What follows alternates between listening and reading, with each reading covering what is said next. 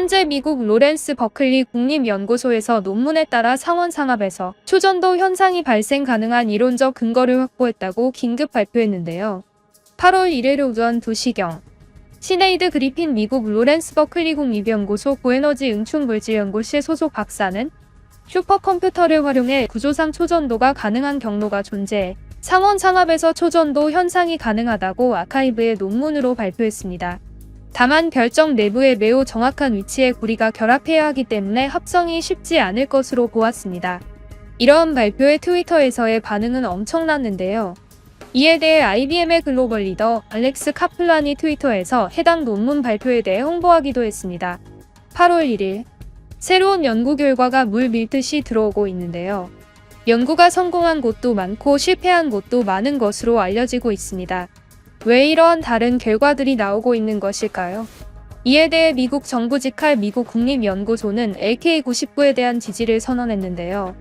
오후 12시경 앤드루 코트 미국 키아에너지 엔지니어는 시네이드 그리핀의 발표를 두고 LK99는 현대 재료과학 및 응용 물리학의 성배, 이것은 인류에게 미친 듯이 낙관적이다 등을 말했습니다. 재밌는 점은 시뮬레이션상 구리가 납 대신 들어갈 수 있는 자리가 두 곳인데 한 곳은 초전도체가 되고 다른 한 곳은 안 된다라고 했는데요. 앤드류 코트 엔지니어는 세계 곳곳에서 재현에 도전했는데 어떤 곳에서는 성공하고 어떤 곳에서는 실패한 이유를 설명할 수 있다고 이야기하였습니다. LK99가 상원상압 초전도체가 맞더라도 수율을 올리기 굉장히 어려울 것으로 예상되는데요.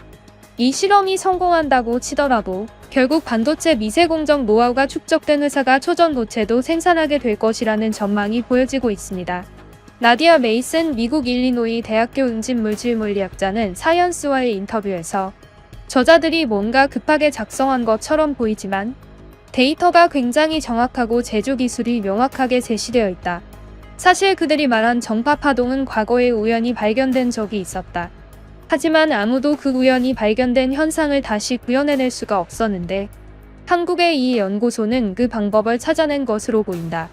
그들이 이 초전도체에 강한 상호작용을 시켜내는 최적점을 찾아낸 것이 분명하다. 라고 이야기하였습니다. 인도 국립물리연구소의 수석과학자 아와나는 실험을 완료한 뒤 초전도 현상이 없는 상자성체였다고 일축했는데요. 이에 대해 인도 국립물리연구소의 실패한 결과를 본 유럽연합 이사회 소속 다니엘 폰 둥게는 이 인도의 연구소가 논문의 제조 공정을 제대로 따르지 않았다고 긴 글로 지적했습니다. 인도 국립물리연구소는 이 지적글을 본 뒤 직접 퀀텀에너지 연구소장 이석배와 이메일을 주고받았는데요.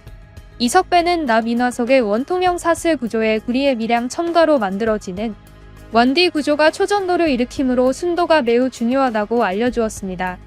이외에 자신들이 제시한 절차와 조건을 충실히 따를 것을 거듭 강조했습니다. 이후 인도 국립물리연구소 아와나는 다시 실험을 진행했으나 벌크 상태에서 초전도 현상이 관찰되지 않았다. 연구 자석에 반발이 없다. 원디 초전도성은 아직 결정적이지 않다. 이석배의 제조법을 따랐다. XRD 그래프로 증빙한다. 그러나 측정된 데이터가 논문상의 데이터와 거의 일치하기 때문에 계속 검증을 해야만 한다. 아직 확정하기는 이르다라고 이야기하였습니다. 결국 7월 31일 오후 2시경 아와나 박사팀은 아카이브에 두 차례의 시도를 정리해 이는 상자성 절연체로 추정한다는 논문을 올렸습니다.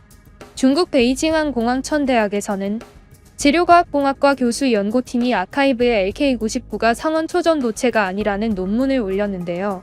황산원합은 절연성 반자성체, 인산구리는 상자성 금속이다. 둘의 결합체는 큰 저항이 반도체와 같은 거동, 자석에 반발력이 없으며 마이스너 효과도 없다고 이야기하였습니다. 이 중국 베이징 공항천대학의 실험 결과를 알린 영상의 댓글 반응은 이러했는데요. 그럼 그렇지 한국인은 사기의 민족이다. 이딴 실험의 에너지를 소비한 중국 인재들의 시간이 아깝다. 이번에 한국은 사기를 쳤지만 우리 중국은 이러한 실험을 언젠가는 성공시킬 것이라고 생각한다. 초전도체에 대한 연구는 우리 중국이 오래전부터 해오던 것이다. 한국은 갑자기 끼어들어 자기들의 유물인 마냥 행세하고 있다. 이는 옳지 않다. 중국의 속국이 모국의 연구 결과를 훔치는 짓과 다를 것이 없다. 중국의 속국이 이러한 사기를 치면 피해를 보는 것은 우리 중국이다. 한국을 제대로 관리하지 못한 우리 중국 공산당의 죄인 것이다. 초전도체는 중국에 특화된 오랜 역사의 기술이기 때문에 곧 우리 중국이 성공해낼 것이다. 라는 댓글이 달렸는데요.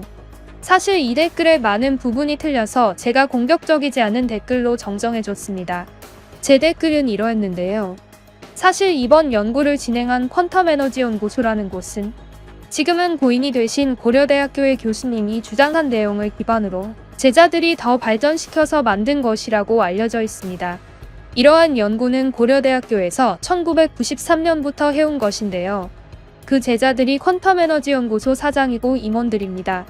아무래도 중국이 오래전부터 연구하던 기술을 한국이 갑자기 튀어나와서 연구를 훔쳐간 것처럼 보이지는 않네요. 사실 이번 연구는 고인이 되신 고려대 교수님이 연구가 완벽하게 끝나지 않는 이상 아무 곳에도 발표하지 말라는 유언을 하셨다고 합니다. 하지만 퀀텀에너지연구소 내부의 어떤 문제로 인해 논문이 급하게 올려진 것으로 보는 시선이 많습니다. 이번 연구에 설레발들 치지 마시고 조용히 앉아서 과학자들이 하는 것을 지켜봅시다. 라고 예의 있게 정정 댓글을 달아줬습니다. 하지만 중국이라고 해서 모두가 연구 실패를 이야기하진 않았는데요. 유구한 역사를 자랑하며 중국에서 가장 대단한 과학자들을 배출한다고 알려진 중국 북난대학에서는 순회라는 물리대학 교수가 빌리빌리의 LK99 논문의 제조 과정을 그대로 재현하고 결국 샘플 제조에 성공했다는 영상을 발표했습니다. 이 교수는 다른 교수와 다르게 아주 신중하게 연구를 진행했는데요. 8번의 예비 복제 실험을 진행했고 이에 대한 XRD 구조 분석을 수행한 결과 샘플의 외형 등 논문 결과와 일치하는 결과를 얻었다고 발표했습니다. 마이스너 효과는 아직까진 확인할 수 없었지만 순례 교수는 이것은 초전도가 아니라 뭔가 새로운 것일 수도 있다. 이는 초전도체가 아니더라도 엄청나게 놀라운 결과다. 이 세상의 게임 체인저가 될 무언가다라고 이야기했습니다. 이 결과는 엘사 저우가 결과를 번역해 트위터에 올려 화제가 됐는데요. 이에 대한 한 중국인 네티즌은 저 순회라는 교수는 반동 분자로 보인다. 한국의 연구 결과가 맞다고 헛소리하는 한국 지지자다. 저런 교수는 교육을 다시 받아야만 한다. 저 사람의 연구는 확실하지 않다.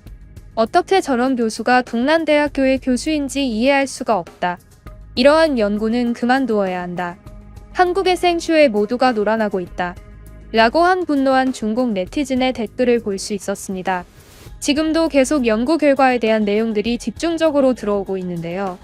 신빙성 있는 연구 결과가 들어오는 대로 빠르게 영상을 올려 소개해드리도록 하겠습니다. 구독을 눌러주시면 알림을 통해서 연구 결과가 끝나는 대로 저희 구독자분들에게 소식을 전해드리겠습니다.